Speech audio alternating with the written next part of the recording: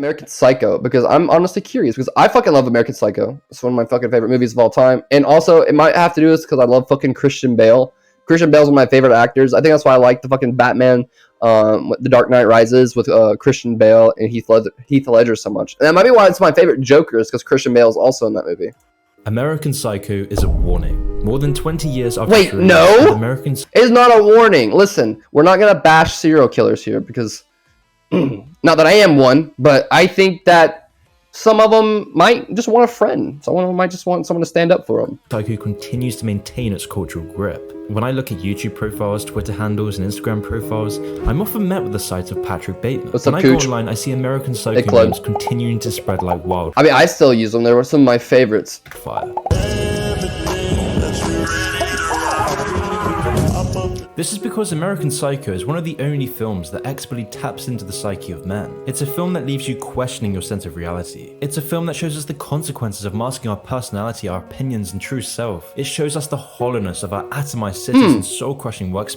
Honestly, I watched this when I was really young, so I didn't see that, but I guess I could see it kind of now if you really analyze this movie. Faces. And most importantly, it shows us the absurdity of the postmodern era, where everyone dresses the same, talks the same, has the same opinions, has the same plastic masks covering their shriveled core.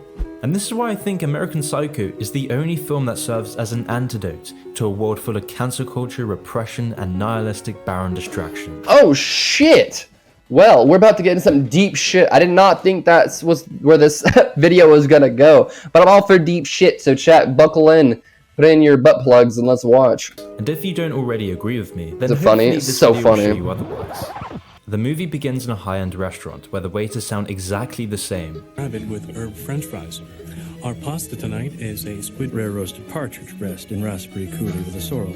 The movie then cuts to a table with Patrick Bateman and his Wall Street associates where they engage in a superficial conversation. They don't get it. Same with Fight Club and same with Joker. Wait, what? This place, the Chick's restaurant. Why aren't we doors yet? Each of these yuppies are trapped inside of their bubble. Now, this might not seem important. I wasn't a huge fan of Fight Club, if I'm being real. But this sets the scene for the whole film.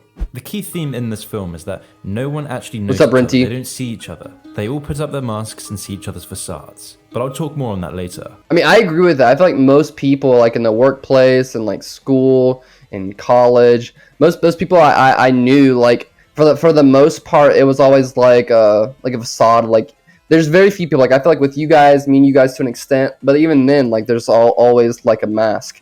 Like, I feel like most people I know, like, I don't know the real them. I just know their mask. Like, I could just tell there's something like different behind it. That is attempting to portray. In the next scene, they all go off to a nightclub where Patrick Bateman goes to the bar to order a drink. There, Patrick Bateman is met with an aggressive bar lady, and this is where we see Bateman's inner thoughts come to the surface. I'm gonna stab you to death, then play around with your blood. I thought American Psycho J-Cat personally was about a serial killer who's unhinged, who hated women and was like self-obsessed, narcissist, and obsessed with murdering. That's what I thought, but maybe I'm wrong. But her non-responsive attitude makes it seem as though this is all within inside Patrick's head. This scene gives us an excellent look about what this movie is all about. It's a movie about personas and the shadow self, a trope that has been played on throughout history, through the biblical stories of angels and demons to the yin and the yang. These are all metaphors that are key to understanding our own psychological and societal development. The pathway to... Ah, fuck Jordan Peterson. Ooh. Bro, I fucking hate Jordan Peterson so much, dude. Obsessed with murder, you say?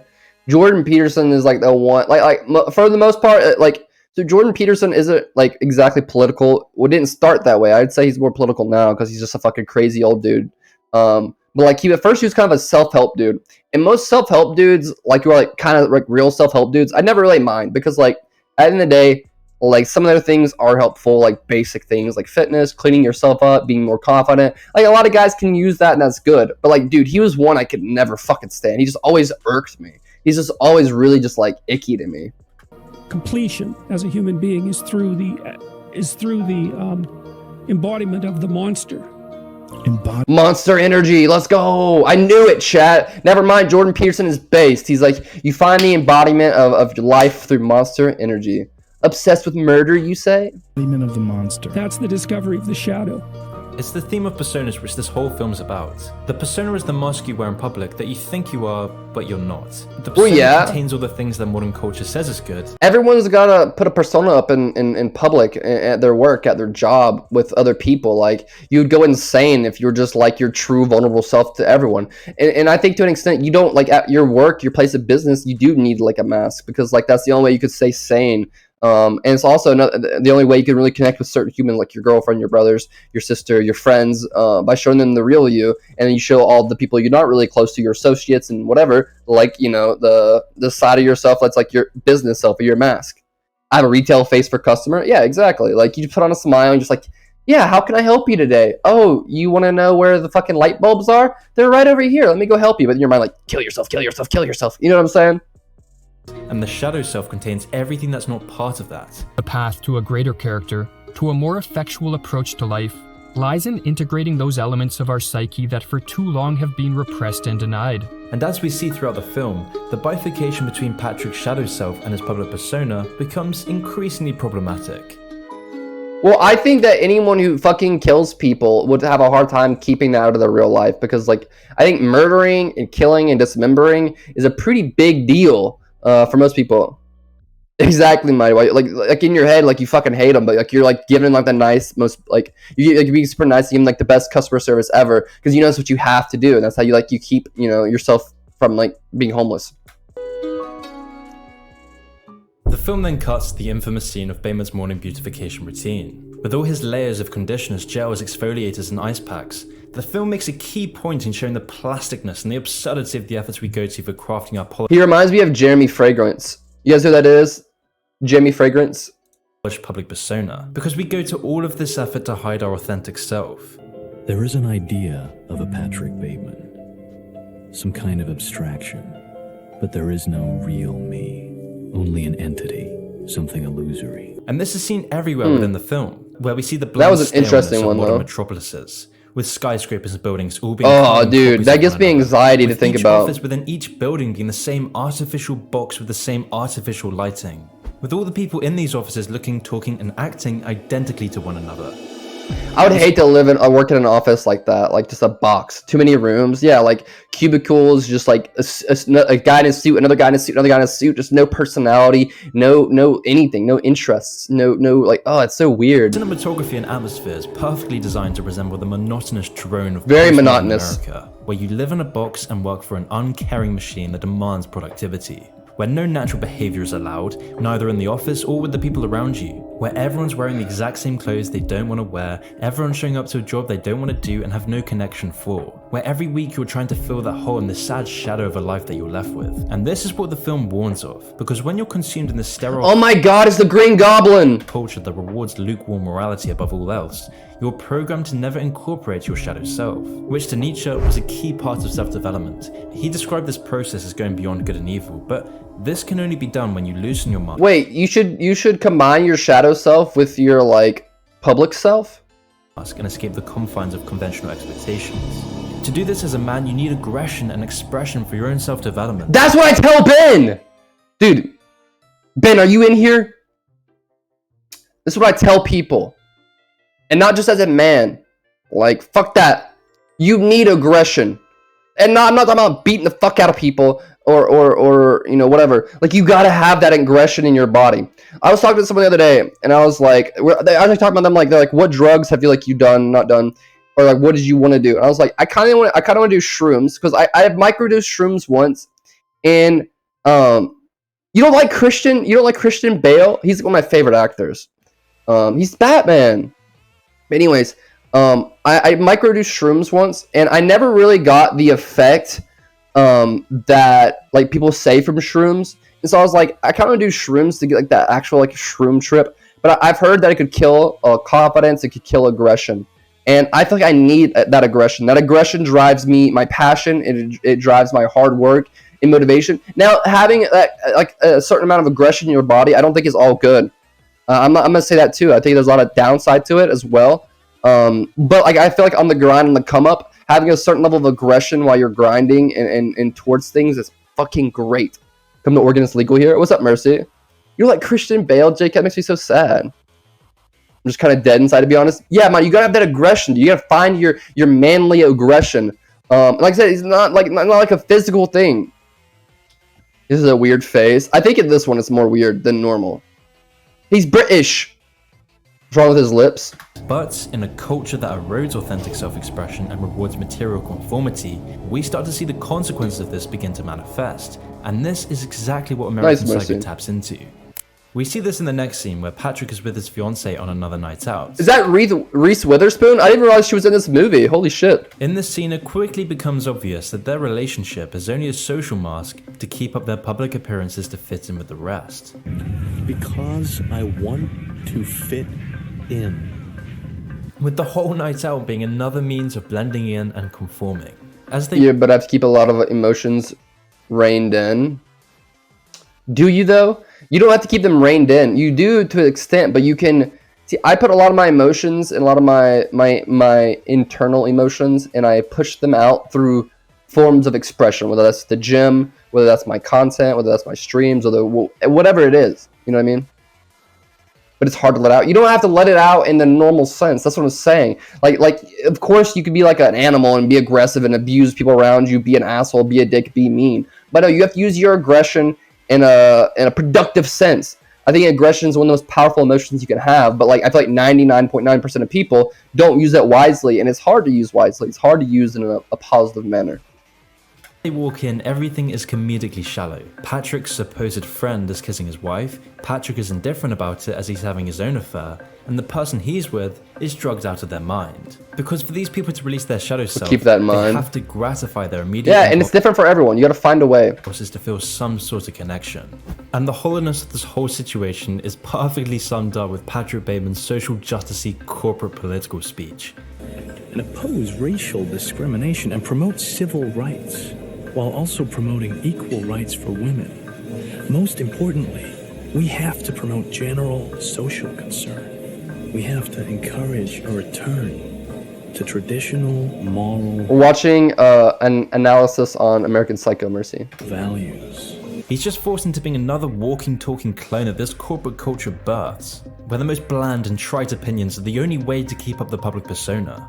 But meanwhile, deep inside, everyone is living a completely opposite life to their supposed values. For example, Bateman talks about returning to traditional moral values, and everyone agrees with him, while simultaneously taking drugs, having affairs, and hating each other. Exactly. Most people who fucking like preach these in virtue signal all these things like don't fucking mean it. It's only for like political like business and like financial gain, personal gain. To one another being as fake as their masks. And this hypocrisy continues to unravel as the film goes on. The first sign of this hypocrisy comes in the next scene, the laundrette, where after just talking about moral values and cohesion and concern for others, Bateman's sheets are covered in blood, all while Bateman is screaming at the workers. Listen, I cannot understand you. This is crazy. You're a fool. I can't cope with this stupid bitchy. Because we're seeing Bateman's real shadow side. Jesus. The Bateman that isn't covered up by a mask, where all his I want to rewatch American Psycho now. Tension is released. Yet as soon as he's faced with someone in the same social hierarchy as him, his whole demeanor changes, reverting back to the polished and plastic person he was when talking about social justice. This theme of Patrick without the mask is a hilarious sideswipe at the postmodern corporate culture, where the most outrageous behavior comes from those preaching social justice the most. It's exactly the life these— Is that Jared Leto? Oh my god, there's so many big actors in this, because this is an old ass movie. I guess depending on how old you are, but it's old to me. Dude, there's so many bigger name actors in this. Holy shit. Thick Hollywood executives and politicians live, preaching to the public these flimsy platitudes, all whilst being the most morally bankrupt people of all. Because you're a Hillary supporter. Yeah, I am a Hillary supporter, and they know that. Of sexual assault. Okay, being a Hillary supporter, I wouldn't say is like a flex. Like saying, oh, I support Hillary, it doesn't give you like moral high ground for anything. All allegations exposed a dark reputation the movie mogul had long tried to hide. Harassment, sexual abuse of women is a widespread, pervasive issue. The independent investigation has concluded Oh shit. that Governor Andrew Cuomo sexually harassed multiple women. I forgot that. And in doing so violated federal and state law. However, in American Psycho, this is represented with Bateman watching porn, murdering people, having affairs with drug-addicted women. Ken, you're dating the biggest dickweed in New York. Watching porn, Which leads chat. into one of my favourite scenes of the film. The hilarious card scene, where no one can... Oh, it's my favorite scene. Everyone's card is exactly the same, where everyone has exactly the same job titles. Because everyone is the same. Everything is trying to fit into the sterile environment. Exactly. People like think that they're being different. They think they're like glowing up by being vice president, by fucking buying a new fucking SUV, by getting this super nice house in the suburbs, the pool behind it. They think they're getting something different. They think they're gaining something. They think they're growing. They think they're like becoming better. When in reality, they're just becoming like everyone else. The true like glow up, the true flex, the true like it's not getting things or becoming something or getting a certain job or getting money or profession. It's like leveling up your mental state and be able to like to think better, to enjoy life more. Being able to like have passion for things and enjoy life to like an extent where others can't is so rare, because some people can have everything in the world and not enjoy it. So they could have all the money and not be able to enjoy their money. They could have all the girls and not be able to enjoy the women. They could have all the cars and not be able to enjoy the cars. So it's not about getting the fucking things. It's about having the mindset to enjoy them. And that part. They only see each other's facades that is manifested. Level up your mental, chat. Alan has the rest will come. This dickhead Marcus Halberstram. It seems logical because Marcus also works at PNP and in fact does the same exact thing I do. Marcus and I even go to the same barber, although I have a slightly better haircut. The slightest differences become so important in this world where natural behaviour is dissolved that Patrick almost has a nervous breakdown over poor Alan's business card. Tasteful thickness of it. Oh my god. It even has a watermark. To release this pent-up anger and frustration, Patrick goes out to find a homeless man. In order for Patrick to reaffirm his ego and assert his place in the social hierarchy, Bayman laughs and berates the homeless man before brutally stabbing him to death. Jesus. Smell. You reek of shit. Do you know that? Rich white people, am I right? Bayman's public mask is becoming your average Richie to handle, as the culture and lifestyle of postmodern New York is becoming unbearable for Bateman. And I'd argue this is what the film is trying to tell us. It's a warning of how toxic corporate culture saturates our psyche, and most importantly stunts our emotions. Corporate culture against our psyche. I agree, but I don't feel like most Americans or people in general work in like giant office buildings in New York and our corporate culture. Like, I don't know, like I would say more jobs are blue collar than white collar, right? Emotional development. The absurdity of this postmodern lifestyle is then perfectly like if this movie was looking out for like the rich corporate workers, then sure. Summed up at the Christmas party, where everyone looks the same and is only caring about business. Hey Hamilton, have a holly jolly Christmas. Is Alan still handling the Fisher account? Where Patrick Bateman is disgusted by how disconnected and neurotic the party is. And at this point he can't help but let his mask slip. Stop scowling, Patrick. You're such a Grinch. What does Mr. Grinch want for Christmas? And don't say breast implants again. Patrick goes over to Paul Allen and invites him for dinner. Paul agrees, but only on the condition that he wants to meet Patrick's fiancée, while Bateman only wants to meet Paul Allen for his own personal agenda. However, throughout the dinner, as they become more and more inebriated, the mask slips off of both of the characters with their inner thoughts bubbling up to the surface. Great ass. Goes out with that loser Patrick Bateman. What a dork. Another martini, Paul. With Bateman feeling inferior after being called a dork and seeing the success of Paul Allen brings a wave of pressure that this is why I liked. This is why I remember I liked it. Like I remember like people making like him getting made fun of and killing the fucking douchebag, you know, cool guy. Like, mask can no longer handle. Hey, Paul! Yes! Kill! This whole situation is then perfectly summed up with the scene of Bateman dragging Paul's dead body into his car. As he's dragging away this body bag, his colleague notices him, but only to question the brand of bag rather than to question the morbid intentions the bag is being used for. Where did you get that overnight bag? Jean-Paul Gaultier. However, in the following scene, it pans back to Bateman in his office, just where he started before, listening to music in his own little world, almost to him that all of this was just a fantasy inside of his head. It's this pattern of daytime monotony and nightly release that repeats throughout the film. Dude, this is my favorite picture of Patrick Bateman. And it's why I the blood over his face throughout this film are a metaphor for Bateman releasing his shadow self. It's all to escape the drab, meaningless culture that is eroding his inner self. And I think this is why so many men flock to American Psycho, because so many men find themselves repeating the similar patterns. I feel like anyone can. I feel like those drawings. I feel like anyone can relate to this, like having to put on like this like constant like clean, like go to work, go to school, family, friends, just nice like clean mask. When deep down inside of us, there's not a killer, but like there's a fucking killer inside of us. There's some weird shit that we want to get out and put into the world. There's some weird energy. There's some like we got to get that shit out. Like we're human beings are not like fucking like corporate cog NPC robots that are perfect and clean and squeaky. We're freaks. We're disgusting, degenerates in a way. Like you got to get that shit out. Of wearing your mask through the day and stifling your inner self, to releasing the shadow at night through excessive hedonistic behavior. But to fully understand why this happens, release your shadow self in my stream. Basically trapped inside your own body, trapped inside your own fucking mind. And you can't let it out, because you let it out, you could lose your job, you could like scare your friends away. Like you lose so much by being your actual self. By being your actual self, you could fucking potentially lose everything. You lose your girlfriend, lose your boyfriend, lose your job, lose your family. Like if people truly knew some of the deep, dark, crazy fucking thoughts inside your fucking mind, you could fucking lose everything. Think about that.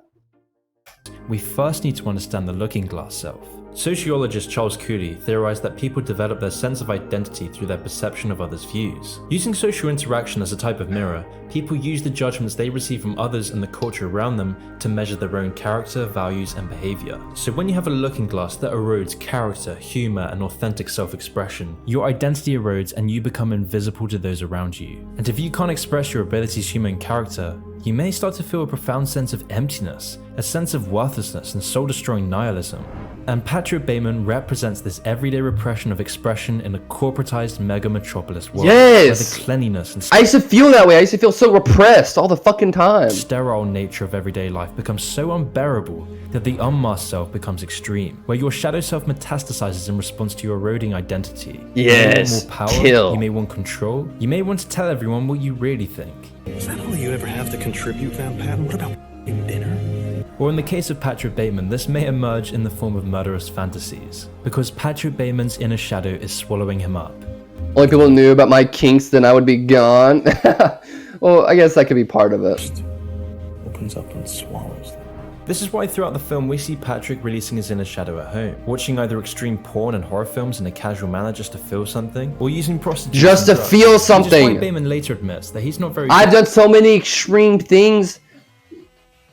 Done so much wacky shit that's fucking terrible for me, chat. I've done that. You've done that. Just to feel something. You've done things that you know are bad for you, or you know are bad decisions, you know are gonna affect you mentally, terribly down the road. Like you're just like, oh, this is gonna be like terrible for me. Whether it's going out and drinking, calling your ex, fucking going and stalking your ex's profile, or doing like hard drugs, watching porn, whatever it is, you just do it. You do it to feel fucking something. Freakiest things you ever, because keep it hidden every minute of the day. You get fed up to one day you burst. You can't hide behind the mask forever. And if you do, you'll die fucking unhappy. There's so many things we do, chat, just to feel. Just to let our true self behind the mask peek out just a little bit. Just get a little glimpse of the fucking goblin, the fucking demon that's inside of us. I believe there's a fucking demon inside every single one of us. Not like a real demon, but like, bro, we're like I said, feel the aggression. You gotta get that aggression back, that passion. Good at controlling his willpower. I don't want to ruin your willpower. That's alright. I'm not very good at controlling it anyway. Because the willpower to maintain the mask is unbearable. The lashing out at his colleagues. What's the matter? No shiatsu this morning? Touching your way back and draw back the stone. Hold on there, little buddy. The erratic behavior, using hookers, degrading those lower in the social hierarchy, and eventually breaking up with his fiancée is all a coping mechanism. You're not terribly important to me. You guys remember that TikTok song sound comes from? The TikTok sounds? You're not terribly important to me. The cherry on top of all of this is that Patrick realizes everyone around him is going through exactly the same thing. Everyone is so wrapped up in their own mask that their extreme behavior can't help but unravel. Stop! This is okay! Thanks, Patrick. This struggle to escape the perfectly crafted public persona is hinted at with the painting. Problem when I do it, fuck This 'em. painting is part of a collection called Men in the Cities. As you can see, all these paintings' faces are hidden away, with their colours being a bland black and white, capturing the feeling of atomization and the need to escape the confines of their surroundings, which is why these paintings serve as the perfect metaphor for what the film is trying to warn us of. But if you think that investing in contemporary artworks like this is only for these rich Wall Street executives, one startup is making it accessible to everyone. An ad? Instead of being nice to look at, most billionaires collect art because it's one of the best ways to diversify your portfolio away from market volatility. Art price 70% access to $1 million art investment. Your art allocated to their web, hold your money in times better yourself. So I in the description the climax of the film where Holy shit, a long ass ad. Now, all of this stuff is building up to the climax of the film, where Bateman is thrown into a full-on breakdown, where his psyche becomes fully psychotic, feeding a cat into an ATM machine, shooting police and anyone in his way. Damn! But with all the over-top explosions, the people he shoots never actually dying, and the surroundings staying exactly the same, the film points to the fact that this is just Bateman's pent-up reverie of aggression and defiance of convention. Or in other words, it's an extreme fantasy to imagine a world where he can release his extreme shadow self. I imagine this all the time, chat. Climax with Bateman's Longest final ad, no joke. His breakdown finally becomes visible to all of those around him. Patrick, I can't hear you. What am I doing? Sounding so sad. And yet, the sad Chat, dude, you guys just want to do that sometimes? Just break down? Just fucking let the mask slip and just let it all out? I want to do that all the time. truth is, no one cares. Patrick's lawyer doesn't recognize him. Don't you know who I am? I'm not Davis. I'm Patrick Bateman. The people around him continue the same superficial So conversations. she's gonna ask the question about that? What's the question? I mean, I'm not really hungry, but I'd like to have reservations someplace. The people around him are indifferent, the culture uncaring, and the cycle of repression repeats itself. This blunt ending is in a way more disturbing than any of the murderer's fantasies, because it's real. All the repression masks, all the lives of quiet desperation. And you can't go anywhere to let this out. You can't go to your family. You can't go to work. You can't go out in public. You have to hide it. To hide it within yourself, and then you're sitting there alone in your room, staring at a screen, watching Twitch, watching TikTok, watching YouTube, watching something to keep it off of your mind. Part and parcel of life in the modern world, where we've been taught that people who think differently are a danger to society, and that We they are must be a danger to society, because like honestly society would unravel and fall apart if everyone was just fucking like, you know, doing their most devious thoughts and letting out their most like letting the fucking demon out into silence, where we are numb to a drab deluge of hollow, meaningless, plastic culture that shows us nothing but vicious hostility to anyone trying to express authenticity. The whole point of this film is to show the fundamental importance of self-expression and human connection, something that nihilistic materialism just can't replace. We need friendship. You think if people had the chance to just let it all loose, one time, they don't have to keep it in and hide the mask, they would be like less aggressive? Probably yes, but I feel like most people like way of letting it out would be so like destructive and detrimental to like people's safety around them that like it would like ruin it long term. You know what I'm saying? Like I said, that's why like you're always gonna have like here's the truth, chat. This is the red pill hard truth. You can't fucking just go around murdering people or just treating people how you wanting and being super aggressive and stepping on people. You have to use that aggression, use that pent-up emotion and passion and fuel it in a way to create something like to create a reality for yourself where you can be happy, where you can express yourself and do things like that. And that's what I'm trying to do. And that's what I always encourage you guys to do in whatever way that is. Like you guys like gotta find passion, you gotta find like emotion, you gotta feel strongly about shit. Like so many people, like it's like I like to joke around, I like to fucking play video games, I like to do all this shit, but like I fucking see so many people and they're just like NP fucking C robots. They don't want to wake up, they don't want to feel, like they don't feel anything. I ask people all the time. I met so many people and I ask them about like what are you passionate about? What's your hobby? And they're like, well, I want to graduate college and become a blah blah and make a lot of money and do this and do that. I'm like, but what are you passionate about? What drives you? What makes you want to be better? What makes you want to elevate your fucking self? And I never get a real answer. I've never had a satisfying answer to that question.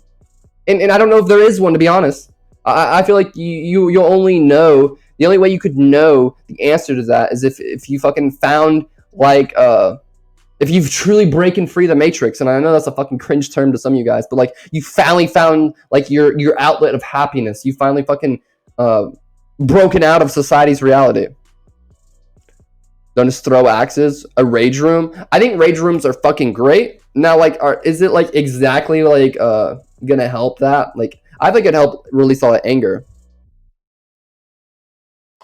You can't thrive without surviving. Exactly. The Matrix is only an analogy for that. It's exactly what it is. So the Matrix is like, in reality, when I say Matrix, I mean the Matrix is your life. So Matrix and life is the same thing. In your life, it's not really your life. Because if it was your life, would you be working a job behind a desk or working a job in a restaurant or fucking doing all this stupid shit? No, you'd be fucking running around, traveling. There's money, there's bills, there's fucking, you know, medical things. There's like your family, girlfriends, boyfriends. There's so many fucking things that hold you down and hold you back. And obviously, like, realistically, you can't fucking like truly ever escape the Matrix. There will always be restraints on your life because that's how the world works. You'll never be able to live your life restraint fucking free. You know what I'm saying?